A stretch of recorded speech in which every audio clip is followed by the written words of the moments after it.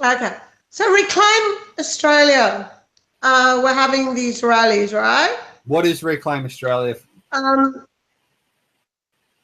yeah, I don't know if you want to Well, elaborate Reclaim on that. Australia, for those who don't know, was a sort of nationalist movement that was protesting against, I guess, the acceptance of Islam. It was a very sort of confused movement, kind of like a lot of, things like Occupy Wall Street have all these different kind of ideas with a kind of vague premise. It was sort of like a right-wing version of that, and that, you had your sort of more center-right people, all the way to actual fascists, which were a small minority at these rallies, but were trying to co-opt the rallies in the same way that Marxists were trying to co-opt, Occupy Wall Street and, rallies for refugees.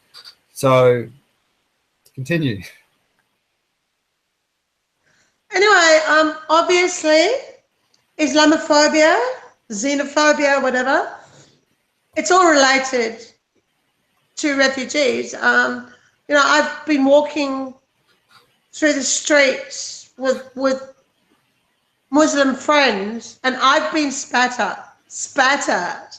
I know that there is a lot of Islamophobia around, and there's a lot of propaganda coming out, scaremongering tactics by the government about Muslims. So yeah, I very much wanted to see some sort of action being taken to counter the Reclaim Australia rallies.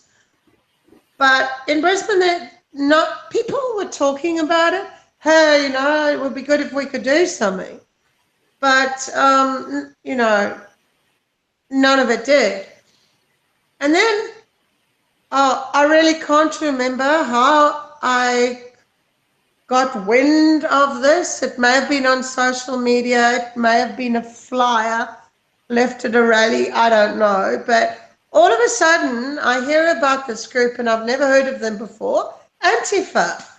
And Antifa in Brisbane is calling any interested people to come to like a meeting to organise a counter rally to Reclaim Australia. So, okay, I didn't know who Antifa was, but I liked that idea. So I went along to the meeting. And it was funny, the meeting was held. Correct me if I'm wrong. There's a group of Antifa people that call themselves BSN, Brisbane Solidarity Network, Yep, the anarchist group I was part of, yep. Okay, that's the one. Okay, I'm remembering right. Good. So we met at that house you people occupied after the rally, and yeah, I went with a couple of members from Socialist Alliance and all the different socialist parties, and I went there as an individual, and I went there thinking, well, if these people are reasonable and rational people and, are going to engage in debate. What are you laughing about? I was just laughing at the idea of reasonable people and how that didn't turn out to be the case at all. But please continue. Okay. Yeah, so I didn't know who BSN or Antifa was. So anyway, a lot of us go along to this meeting, and it's crowded in this room. There were a lot of us there from different groups and people I'd never seen before. They may not have even been on the radical left, I don't know. But during the meeting, quite a few people walked out on that first meeting, but some of us stayed. And guess who's chairing the meeting? Who? Me? Was I chairing it? Yeah, I was. I was the one who did the call out and went, we need to have a counter rally against the fascists. They're going to take over and kill everyone, and we need to fight against Hitler. Hitler's coming. I was me. That was my impersonation of me. So did you actually convince them to invite people from other outside of Antifa? Yeah. I mean, Antifa didn't really exist in Brisbane at that time. I sort of, did a call out and to all the different radical left-wing groups, except for Socialist Alternative. I was like, fuck those people. And then all the other factions on the far left came, and that happened. And I was there and I chaired the first meeting. I sort of took the initiative and, So anyway, the location I set up and all that shit. Yeah, okay. So, people are saying, I've been following you on your page. And people are saying you were never in a leadership role in Antifa. They're saying that Antifa has no leaders. And whilst it may be the case that they don't have official leaders, in any group, there's always going to be people who are more charismatic, who have more leadership qualities. And there's always going to be people that sit there and do nothing, right? Well, everyone else, all the other Antifa people, were friggin' quiet. They let you that first meeting, you were totally in control. You said, right, let's introduce each other. And if someone went on a very long introduction about themselves, you cut them short. And I was really impressed with you. I was impressed. I was impressed with you. And then on subsequent meetings, I became less and less impressed with you because we'd set up, or you guys had set up some Facebook pages where we could discuss tactics and what we were going to do and ideas to how to counter these Reclaim Australia rallies. And, oh my goodness, you guys in Antifa, you came up with some real genius ideas. So it took a while on Facebook, but remember the ladder? Remember the ladder? We were going to bring a ladder. Yeah. We were going to use the ladder. Cut a long story short, I'll just go to what was all the ideas that were decided upon, which you agreed upon. So they came up with this idea. Well, they did not want. Okay, the Reclaim Australia guys had a permit for that space, and I think it was they were going to start their rally at, say, 11 or something like that. So, continue. So your Brights box in Antifa decided that I would be getting there a lot earlier, before the Reclaim Australia people got there, and we'd be sitting in their space so they could not actually hold their rally. And I said, well, the police are going to move us on because we're not the one without permits. So everyone decided, that's fine.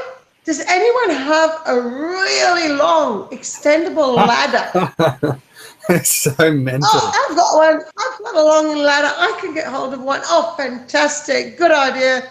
So the idea was that some people would come and try and occupy the space before the reclaimers got there.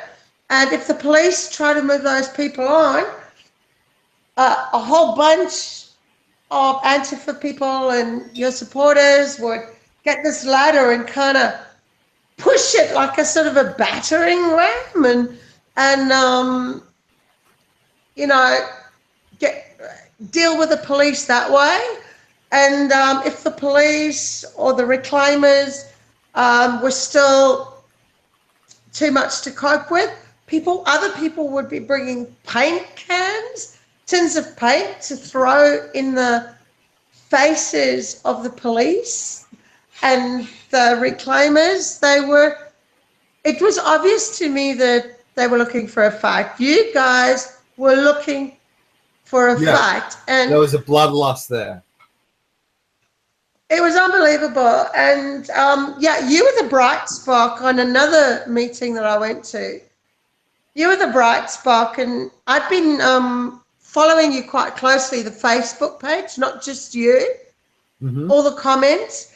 And I had made a comment about this throwing paint in people's faces and saying, look, can't we come up with a more rational sort of thing? Maybe we could have a speaker somewhere and we could actually debate and engage in dialogue, and nobody wanted any of that. And when I mentioned that, one of the lovely Antifa members on this site called me transphobic, and I had not said anything about transphobic. Hey, mate, if you don't want to throw fucking paint in a police face or trying to attack people with a giant ladder, you're a fucking transphobe, mate. Yeah, exactly. So that's what I'm saying. Anyway, like to wrap it up, we had a meeting the night before the counter rally, and I was not happy with the way things were going. I had hoped I could, get RAC to send out the counter rally details on our big mailing list, but I couldn't, not with the kind of tactics you guys were going. So the night before the counter rally, you had your last meeting, and I went along just to try and argue for some sort of rational debate and, whatever. And I was just drowned out. Everyone was just so bent on their own tactics. And I went away that night and I thought, no, I'm not going to go there because I actually don't want to be associated with these people, And I woke up the next morning, the friggin' day of the rally, and I woke up to a wonderful little message from you. Yeah, okay, tell me. Because I had disagreed with you. Sorry? You're the leader.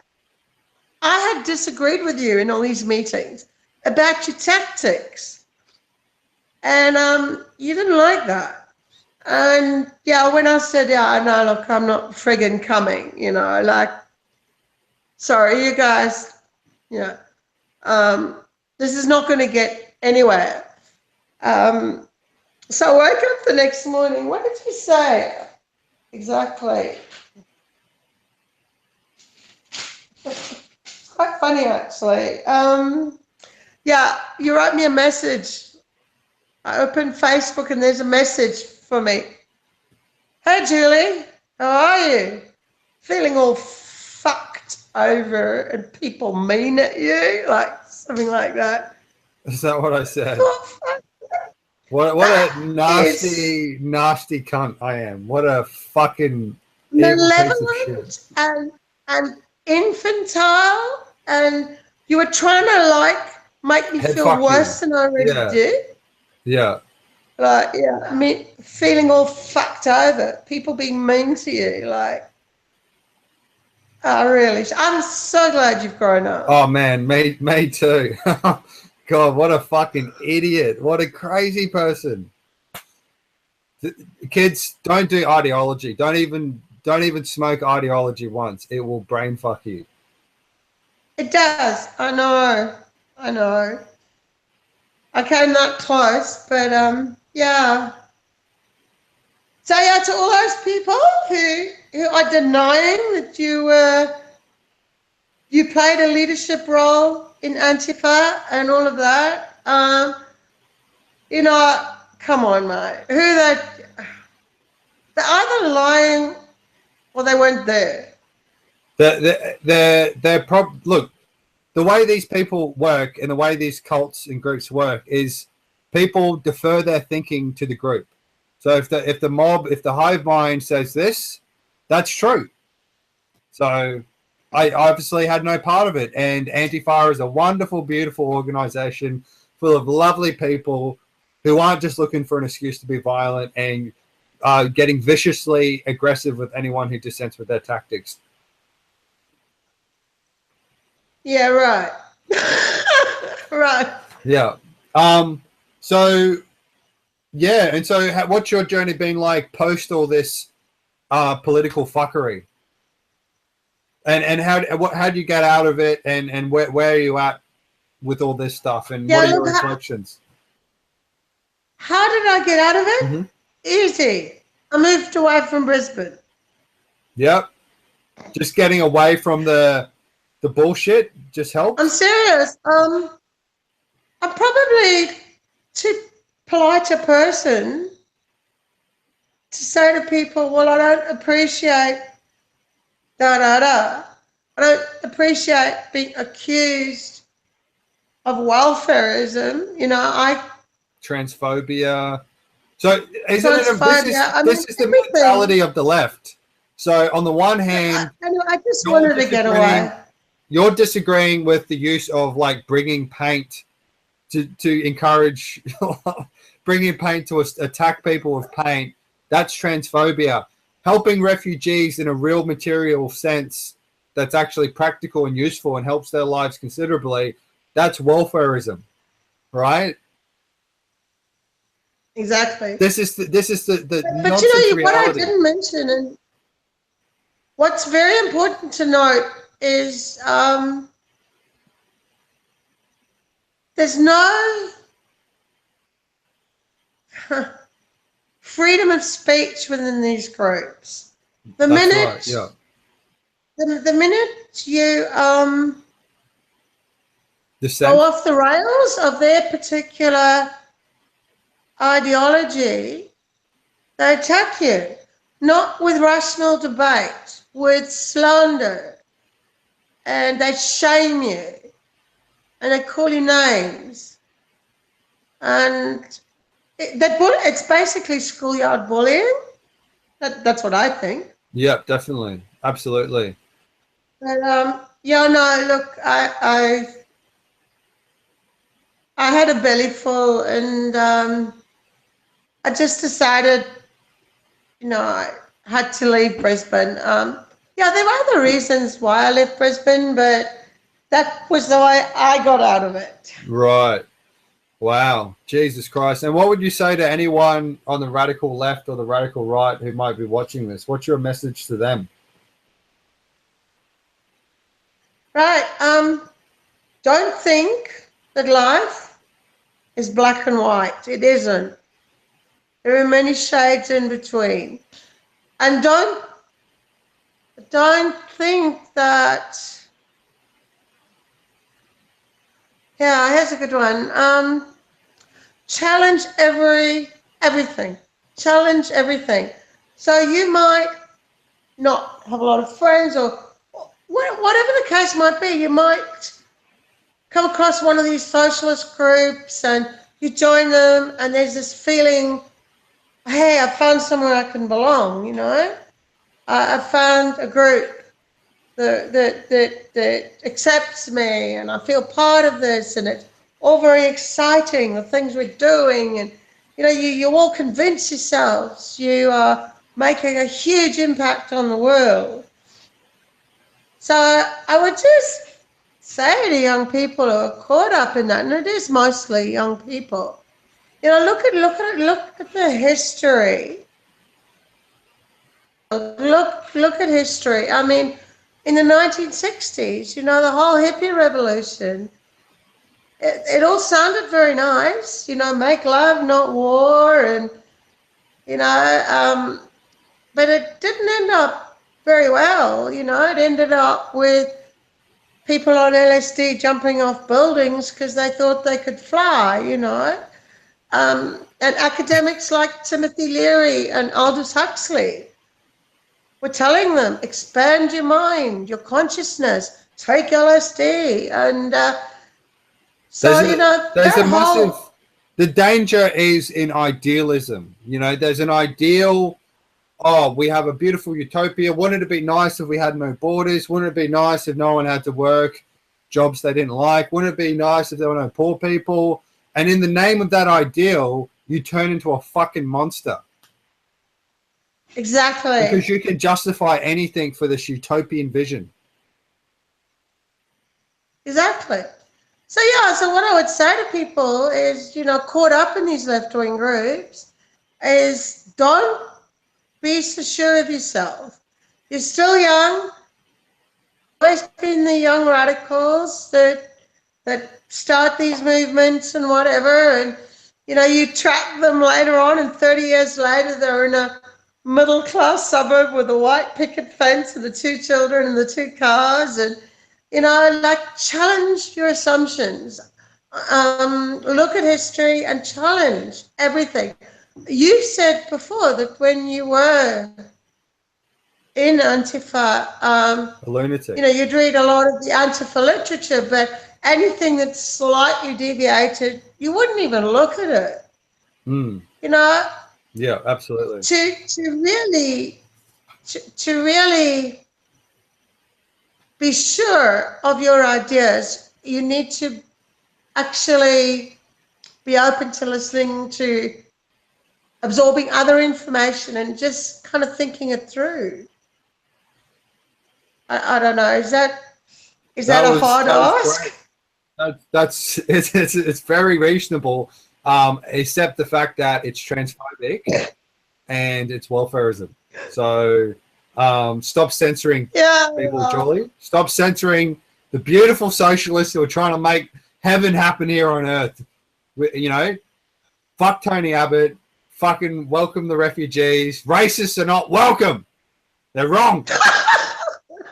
Julie, apparently you're not welcome either. Apparently you're a danger to women. And I'm a transphobic, racist rapist. So watch out. Oh, and dumbass, bogan retard. I'd agree with the bogan retard part. That's the one slur they got right. So. Well, another badge of honor for you. I mean, I've got a little certificate that says bogan retard. So, I didn't get a medical degree like some of my peers. Lefty, isn't it? I'd rather be a bogan retard than an idiot, than the unconscious avatar of dead philosophers I never read properly. Oh God, I know. These people read pamphlets. They were recommended to me. Don't read the book. Yeah, like that's the thing. Everyone's operating on such like a thin level of like reality, and like no one's sitting there in a library like reading multiple books, like writing essays. Like, oh, here's an essay arguing for a different immigration policy. Here's one arguing it. No one's like actually trying to think. They're just like, oh, these people seem alright, and that feels nice. Oh yeah, oh now I'm part of a group. Oh, now I think like them. Oh, people who don't think like me are fucking evil. That's basically it. It's so dumb. It's so sad. It's sickening. It's dangerous. It's dangerous. It's worse than heroin. Do you know what I mean? Like, at least heroin addicts aren't cunts. Do you know what I mean? Oh, occasionally they might rob a liquor store, but like people, you know what I mean? Like, they're not in groups that are organized. Well, there's drug trafficking. It's exactly like heroin addicts. Except, the overdose. Like, at least heroin addicts will overdose and die, and then they'll stop being annoying. Like, you don't overdose on socialism. You just get more and more obnoxious. Yeah, and yeah, you do. Yeah, I'm looking forward to your. You've become quite the celebrity on Facebook now. Well, after that interview with.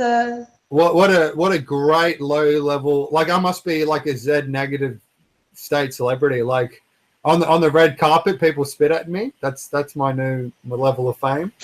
I get to the very infamous person, thing going on. But, I really appreciate you talking to me, Julie. Maybe we can talk again in the future. I'll probably be seeing you in December in a few weeks. And I'm looking forward to that. I'm looking forward to you getting